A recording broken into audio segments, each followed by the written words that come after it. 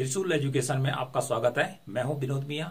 आज के टॉपिक में हम जानेंगे आर्थिक नियोजन की फर्स्ट योजना और सेकंड योजना, अर्थात प्रथम पंचवर्षीय योजना और द्वितीय पंचवर्षीय योजना के बारे में।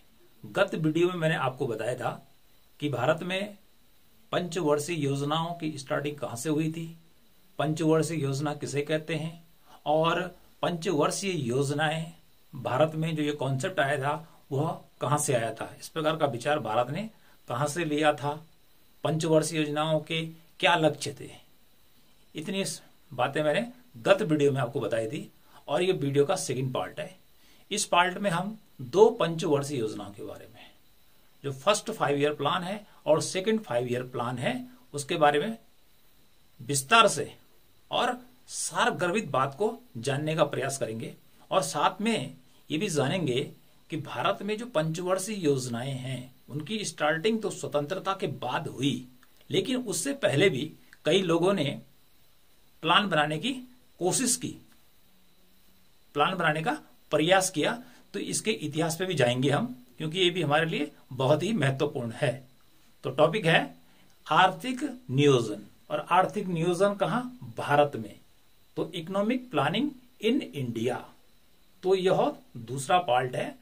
तो आर्थिक नियोजन का अर्थ होता है भारत में सीधे सीधे अर्थों में पंचवर्षीय योजनाओं से।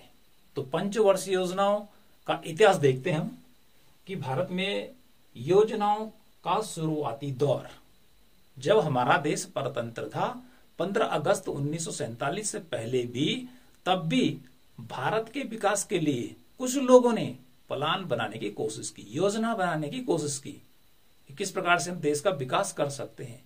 जबकि उस समय हमारा देश पूरा जो था वह अंग्रेजों के अधीन था। तो देखिए, सबसे पहला आता है कि 1934 में, लेकिन 1934 में एम विश्वेश्वरैया ने एक प्लान बनाया इंडिया के विकास के लिए, और उनकी पुस्तक है प्लानिंग इकोनॉमी फॉर इंडिया। किताब का नाम क्या है? Planning economy for India. इसमें उन्होंने इंडिया के विकास के लिए प्लान दिया, एक विचार दिया।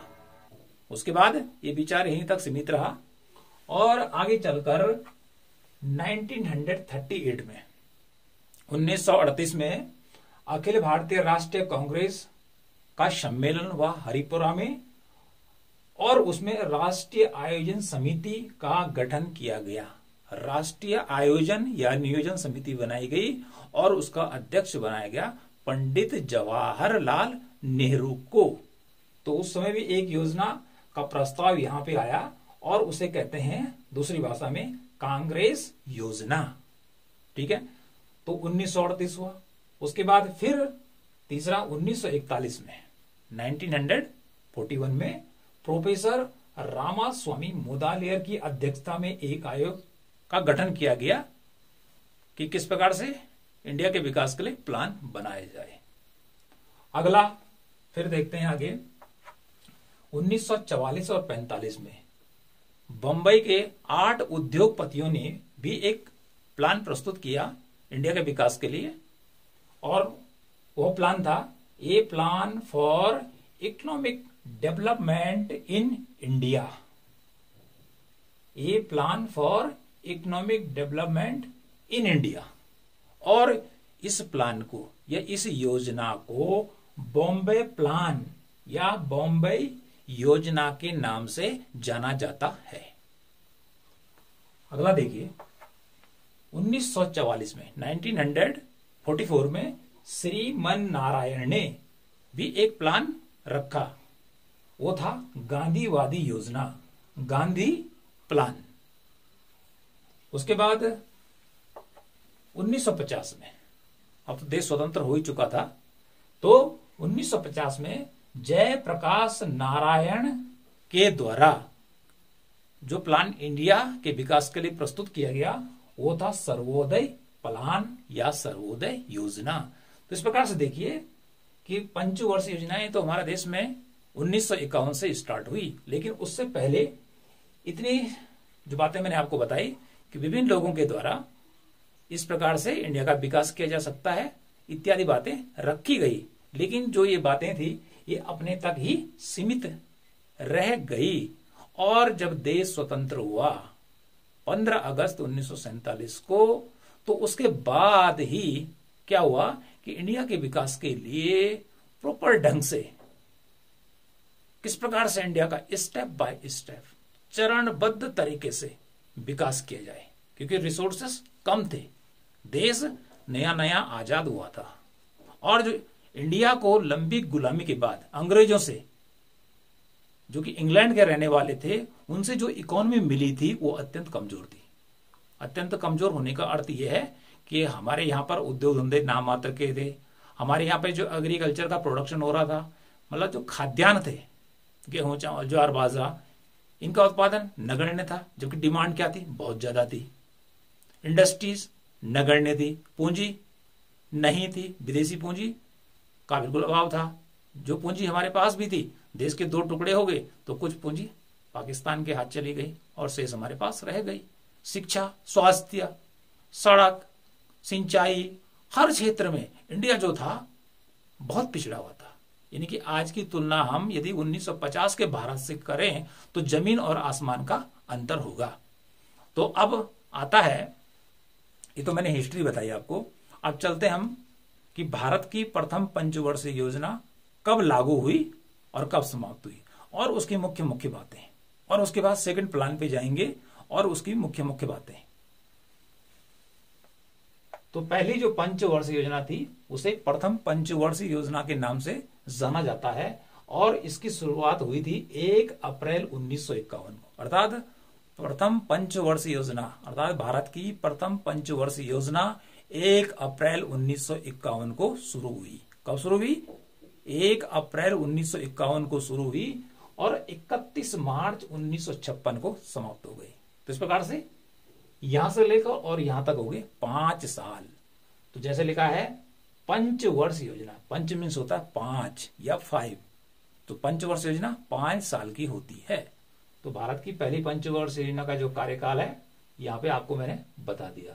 अब जानते हैं कि जो पंचवर्ष योजनाएं होती हैं और जो योजना आयोग उस समय था, क्योंकि अब नीति आयोग बन गया है 2015 में, तो योजना आयोग ने बनाई थी।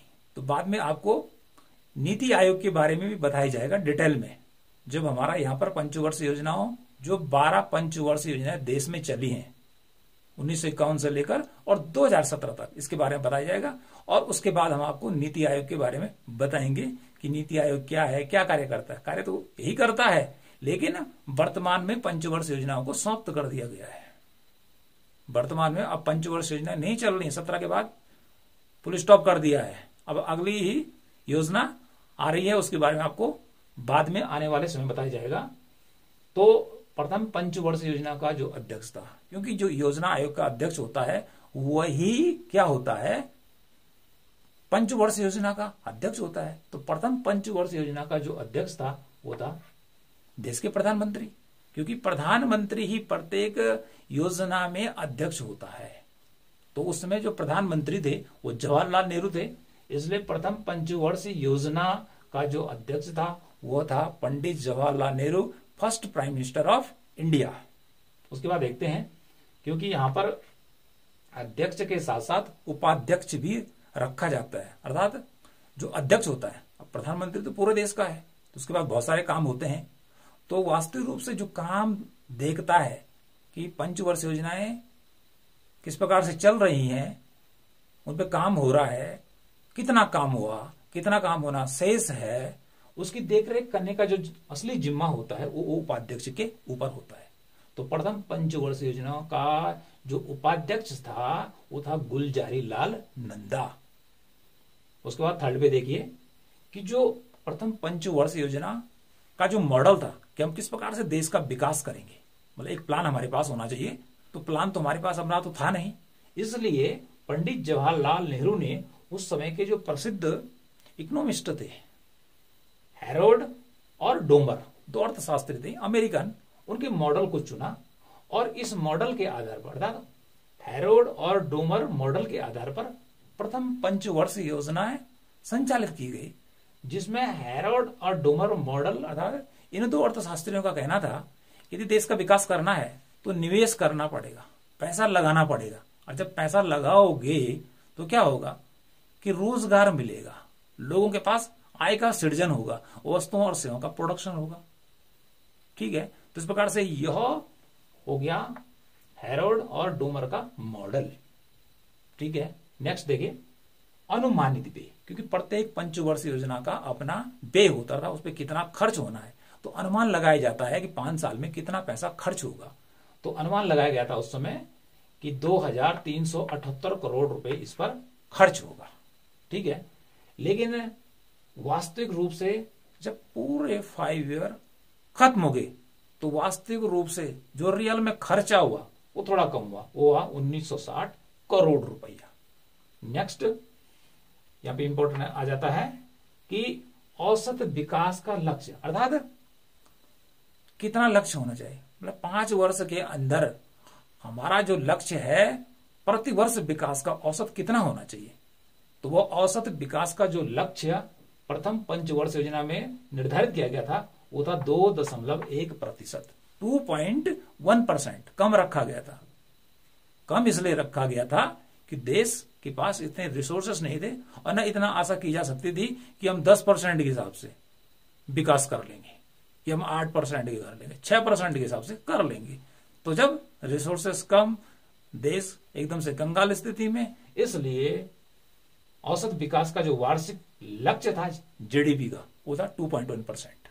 ओके, उसके बाद देखते हैं कि वास्तविक रूप से ये तो पूर्व अनुमानित था कि हमने इतना 2.1% वार्षिक दर से क्या करना है, विकास करना है।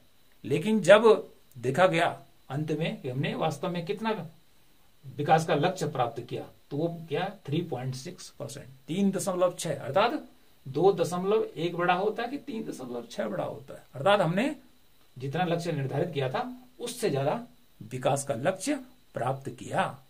ओके, अगली बात आती है कि यहां पर किन चीजों के उत्पादन को विशेष रूप से महत्व दिया गया प्रथम पंचवर्ष योजना में।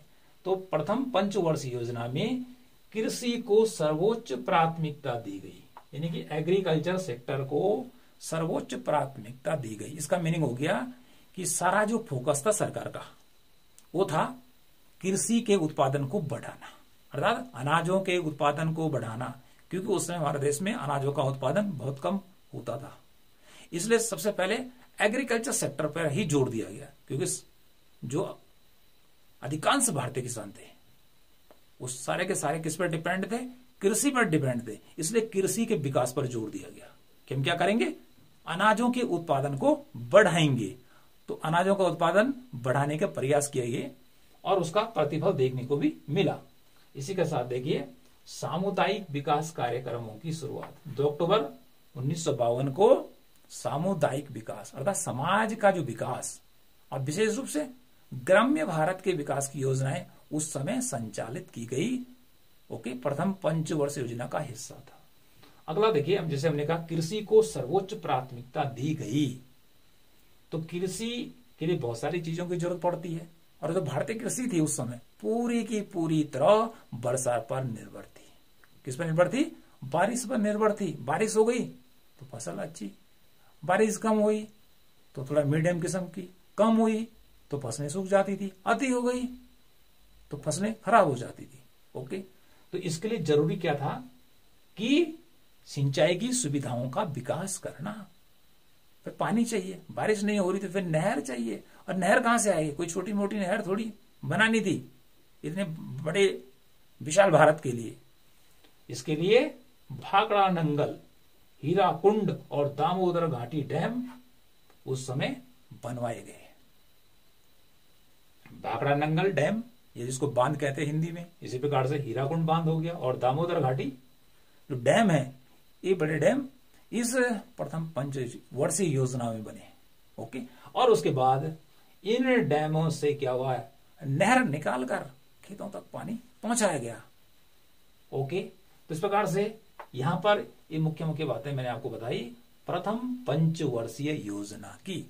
अब जब प्रथम पंचवर्षीय योजना खत्म हो गई, क्योंकि प्रत्येक योजना का जो कार्यकाल, प्रथम योजना 5 साल की, 5 साल का काम खत्म, फिर आगे की योजना। फिर तो जो सेकंड लिखा है यहाँ पे कि द्वितीय पंचवर्षीय योजना कब शुरू हुई, तो द्वितीय या सेकंड जो हमारी पंचवर्षीय योजना थी वो 1 अप्रैल 1956 को स्टार्ट हुई और 31 मार्च 1961 को समाप्त हुई।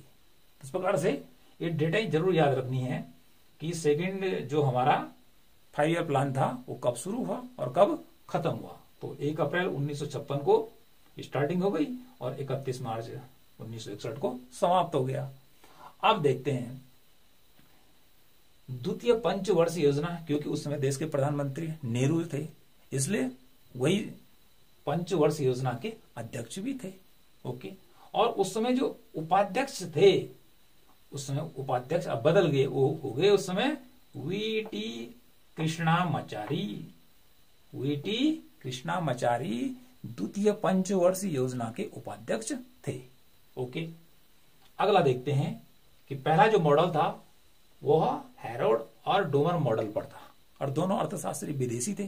ठीक है, लेकिन जो सेकंड पंचवर्षीय योजना थी उस योजना के क्या क्या उद्देश्य होने चाहिए, उसका जो मॉडल था वो भारतीय सांख्यिकी बेता के मॉडल पर आधारित था, जिसका नाम था पीसी महालनोबिस। क्या नाम था? पीसी महालनोबिस का मॉडल। ये पूरी तरह भारतीय मॉडल था। तो यहां पे लिखा है जो पीसी का अर्थ होता है प्रशांत कुमार था, उनका पूरा नाम था प्रशांत कुमार महालनोबिस मॉडल पर आधारित हमारी द्वितीय पंचवर्षीय योजना थी और पीसी महालनोबिस के द्वारा ही कलकत्ता में भारतीय सांख्यिकी संस्थान की स्थापना भी की गई। तो इस प्रकार से प्रख्यात एक सांख्यिकी वेत्ता थे। अगला देखते हैं, क्योंकि जब योजना चलती है तो काम करने के लिए क्या चाहिए, देश का विकास करने के लिए क्या चाहिए, पैसा चाहिए, रुपये चाहिए। तो कितना अनुमान लगाया था, कितना पैसा होगा 5 साल में खर्च, वो लगाया गया था 4800 करोड़ रुपए खर्च होगा भाई, 4800 करोड़ रुपए खर्च होगा।